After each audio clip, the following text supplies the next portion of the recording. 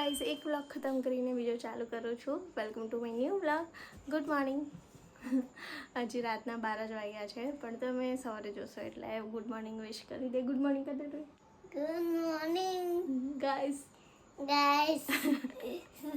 તો ગાઈસ રાતે બીજો વ્લોગ એટલા માટે ચાલુ કર્યો કેમ કે આજે મારે બરાબર મોડે સુધી જાગવાનું છે, કેમ કે કાલે રૂહીને છે સ્કૂલમાં કોમ્પિટિશન અને એના માટે મારે બનાવવાનું છે કોસ્ટ્યુમ. તો એની સ્કૂલમાં છે એડ કોમ્પિટિશન, કોઈ પણ પ્રોડક્ટની એડ માટે કોસ્ટ્યુમ રેડી કરવાનું છે. અને એની સ્કૂલમાંથી એટલો લેટ મેસેજ આવ્યો ને સાચું કહું ને તો 9 વાગે મેસેજ આવ્યો. 9 વાગે જેવો મેસેજ આવ્યો હું બહાર ગઈ લેવા, પણ કશું મળ્યું નહીં. એટલે પછી આજે રેડ બોક્સ દેખાઈ રહ્યું છે એ છે એના લાસ્ટ કોમ્પિટિશનનું મેં રિસાયકલ બિન બનાવ્યું હતું, એમાં પણ એનો નંબર આવ્યો હતો. તો એ જ હવે યુઝ કરી લઉં એવું કરીને પછી લઈને બેઠી છું. પણ સાચું કહું ને ગાઈસ તો 2 દિવસ પહેલાં જ કોમ્પિટિશન હતી, પણ વરસાદના લીધે રોહીને સ્કૂલમાં 2 દિવસ રજા હતી એટલે કોમ્પિટિશન લંબાયેલી હતી. તો લેટ મેસેજ આવ્યો. હવે લેટ તો બધી દુકાનો બંધ થઈ ગઈ. તો હવે જે છે એનાથી કામ ચલાવીએ. અને એમ તો છે ને થોડું ઘણું મનમાં છે આઈડિયા, તો જોઈએ હવે કેવું બને છે. બાકી દર વખતે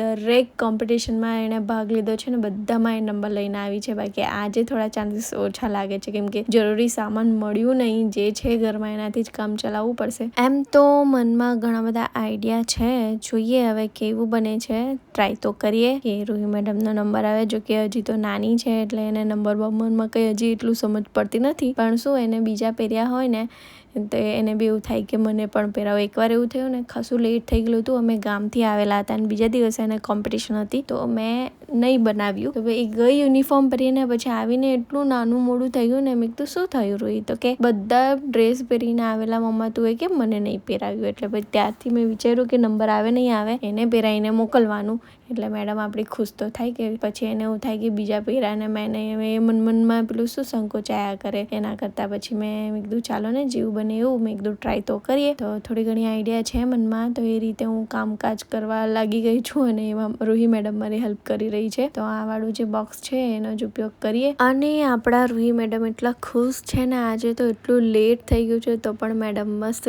જાગે છે કે મમ્મા આજે મારા માટે કંઈક બનાવે છે. અને એને એટલું ગમે છે કોસ્ટ્યુમ. હવે કોમ્પિટિશનને બહુ જ ગમે છે કે એમ ખબર નહીં શું ખુશ થઈ જાય છે. એટલે પછી આજે તો મેડમ જાગતા જ છે. મેં કીધું સુઈ જા સવારે ઉઠવાનું છે, પણ કે ના મમ્મા આપણે સાથે જ બનાવીને જ સૂઈએ કેમ કરીને બેઠેલી છે મેડમ અને થોડી ઘણી હેલ્પ કરે છે. આ લાવી આપ, તે લાવી આપ. તો મસ્ત ખુશીથી લઈ આવે છે અને મસ્ત એકલી રમ્યા કરે છે, કંટાળતી કે નથી. અને આ જો મેં મસ્ત જે જૂનું હતું એનું કોસ્ટ્યુમ રિસાયકલ બિનનું એમાંથી કાપીને મેં આ છે ને પ્રિન્ટ કાઢી લીધા છે. સારું કે ઘરમાં પ્રિન્ટર છે. તો પછી મેં છે ને એવી આઈડિયા લગાવી કે ચાલો ને જે અમૂલ મિલ્કનું જે કોથળીઓ હોય એનો મેં ફોટો ઇન્ટરનેટ પરથી લઈ લીધો અને એ પ્રિન્ટરથી કાઢી લીધો અને એ ચોંટાડી દીધું અને આ સરસ મજાનું કોસ્ટ્યુમ બનાવી કાઢ્યું. તો આ ઓલમોસ્ટ કોસ્ટ્યુમ બની જ ગયું છે. હવે એની હાથમાં પકડવાનું બનાવી દઉં અને પછી એક ટોપી બનાવી દઉં એટલે આપણું કોસ્ટ્યુમ બનીને રેડી. હવે શું કરીએ, ગઈ હતી તો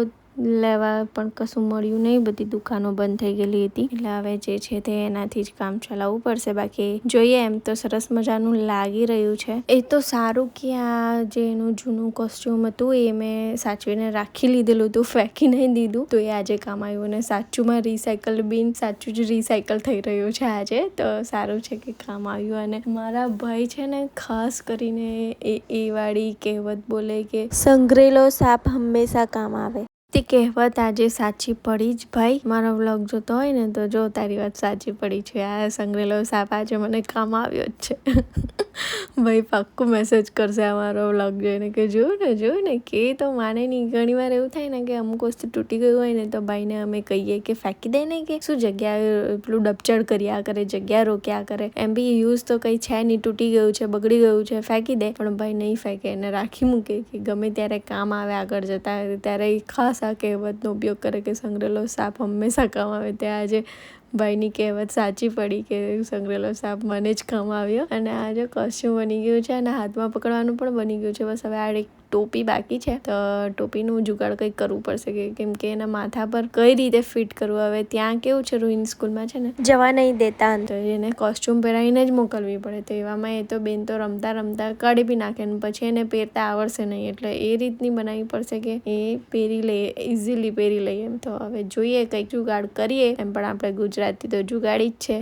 પહેલાં આમાં દોરી બાંધી દઉં અને એને ગળામાં પહેરાય એ રીતનું જ કરવું પડશે કેમ કે આજે તો કોસ્ટ્યુમ બને એવું છે નહીં. બસ ખાલી આ રીતનું ગળામાં પહેરાય એ રીતના કરી દઈએ. તો મને આ એક જૂની દોરી મળી ગઈ છે, તો પછી મેં એને છે ને પહેલાં તો કેવું સ્ટેપલર મારું, પણ મેં કીધું પિન બીન કદાચ વાગી ગઈ, મેં કીધું ચાલો ને સેલો ટેપથી જ કામ ચલાવી લઈએ, એમ બી નહીં નીકળશે, વાંધો નહીં આવે, વજન તો એટલું બધું છે નહીં એટલે. અને આ લગાડી દીધું છે. બસ હવે ટોપીનો કંઈક જુગાડ કરવો પડશે રોહિના માથાનું માપ લઈને. તો ફાઇનલી મારી મચોડીને બધી જુગાડ આઈડિયા બધું ભેગું કરીને કોસ્ટ્યુમ આપણું બનીને રેડી થઈ જ ગયું છે. બસ હવે ઉપર લેબલ લગાડી દઉં, રોહીનું નામ લખી દઉં. હવે ટોપી બોપી બધું બનાવી દીધું છે. હવે જોઈએ કેમનું રહે છે. અને હજી આપણા મેડમ મસ્ત જાગતા જ છે. અને ફાઇનલી બધું કામ પૂરું થયું. હવે આજે આખા ઘરમાં કચરો કર્યો છે એ પણ સાફ કરવો પડશે ને, કેમ કે સવારમાં તો કઈ એટલું બિઝી હોય ને, રૂહી મેડમને ઉઠાડવાનું, રેડી કરવાનું, નાસ્તો બનાવવાનો, ટિફિન બનાવવાનું, એટલે સવારે તો નહીં મેળ પડતો. જે કંઈ હોય તે બધું હમણાં જ બધું સાફ કરીને કામ પતાવવું પડશે. અને આ રહ્યું આપણું ફાઇનલ રિઝલ્ટ. આ છે ટોપી, આ હાથમાં પકડવાનું, અને આ છે રૂહીનું કોસ્ટ્યુમ અમૂલ મિલ્ક.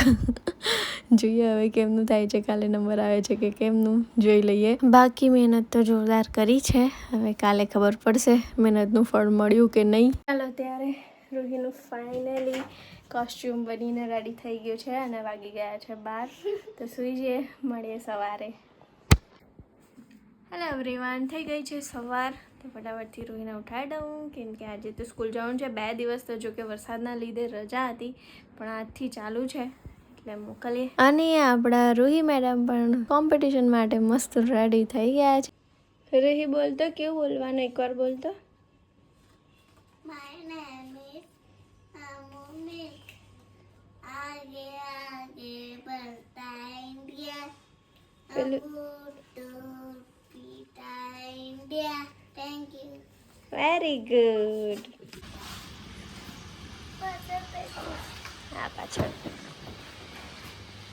બાય દીકરું.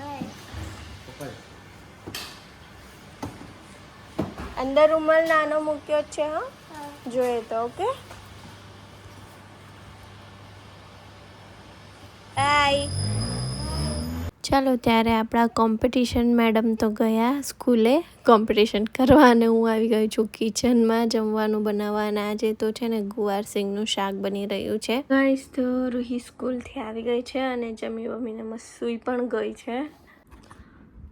અને મેં વ્લોગ નહીં બનાવી શકી કેમ કે ફોનની મેમરી ફૂલ થઈ ગઈ હતી. રાતે એનું પેલું જે કોસ્ટ્યુમ બનાવવામાં ચાલુ જ હતો ફોન 1-1.5 કલાક સુધી, એટલે બરાબર મેમરી ફૂલ થઈ ગઈ છે. તો હવે જગ્યા કરવી પડશે, એટલે પછી આજનો અડધો વ્લોગ નહીં બનાવી શકી. તો મેડમ મસ્ત સૂઈ ગયા છે, તો હું પણ સૂઈ જાઉં. હવે થોડી વાર મળીએ, થોડી વારમાં. ત્યાં સુધી બાય બાય. ગાઈસ વાગી ગયા છે રાતના 11. જમી લીધું છે અને આપણા રૂહી મેડમ હજી જાગતા જ છે, રમી રહ્યા છે. તો ચાલો આજનો વ્લોગ વધારે લાંબો નથી કરતી, અહીંયા જ એન્ડ કરું છું. મળીએ નવા વ્લોગ સાથે. વિડીયો ગમે તો લાઈક કરજો, કોમેન્ટ કરજો, આપણી ચેનલ સબસ્ક્રાઈબ કરજો. મળીએ નવા વ્લોગ સાથે.